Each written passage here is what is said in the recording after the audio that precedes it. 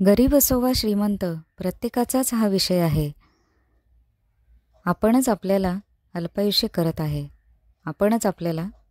करत आहे. कसे पहा. स्ववास्तूप्रमाणे पर्यावरण वास्तूही असते आणि हे पर्यावरण वास्तू आपल्याला काय सांगते ते ऐका. आपण म्हणतो अन्नामध्ये कसंच राहिलं नाही, दुधामध्ये भाज्यांमध्ये जीवनसत्वच नाहीत. पण याला जबाबदार फक्त शेतकरीच आहे का हो?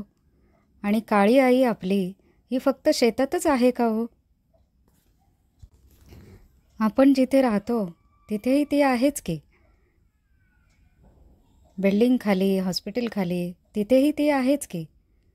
मान्य आहे तिथे शेती करता येत नाही, पण जिथे करता येईल तिथला कस तरी आपण टिकवलाय का हो?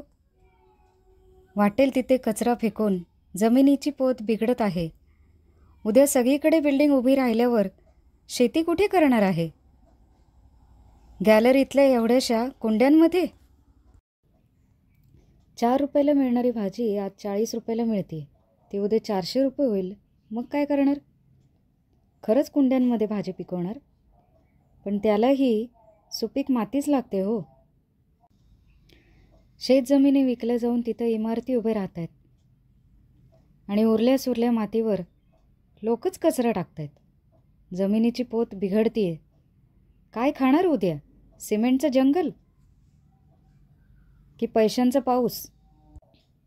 रस्त्यावर कचरा टाकणाऱ्यांची डोकी पण फार मस्त चालतात हा. कुठेही कचरा टाकणार आणि कसाही. मग तो रस्त्यावर टाकतील, नदी नाल्यांमध्ये टाकतील.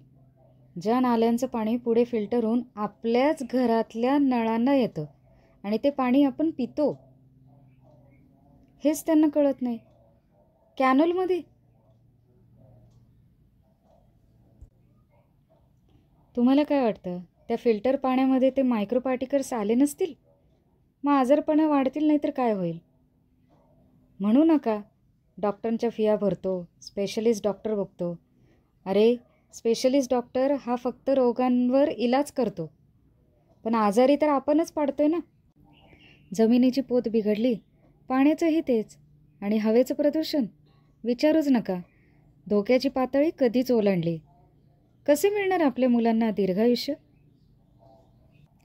अजूनही विचार करा. महागड्या वस्तू वापरून, घर स्वच्छ ठेवून हेल्दी होणार नाहीत.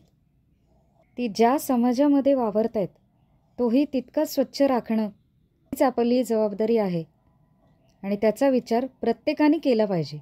मी एकट्याने करून काय होणार असं नसतं. प्रत्येकाने विचार केला तर हे नक्की होईल. वेळ लागेल, पण नक्की होईल.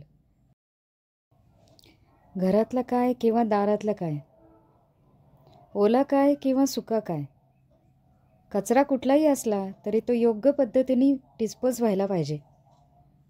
आणि म्हणूनच म्हणते, गाड्यांवर फिरताना किंवा प्रवास करताना कुठेही कचरा टाकू नका. प्रत्येकाने ठरवलं तर 95% देश आपोआपच स्वच्छ राहील. पेराल ते उगवेल असं म्हणतात. निसर्ग येतो, परतफेड करणारच. तुम्ही त्याला कचरा दिलात तर कुठल्या आजाराच्या रूपाने तो तुमच्याच घरात येईल सांगता येणार नाही. ऐका, विचार करा. आपल्या मागच्या पिढीने आपल्याला सुखी, समाधानी आणि निरोगी आयुष्य दिलं, पण आपण आपल्या पुढच्या पिढीला काय देतोय?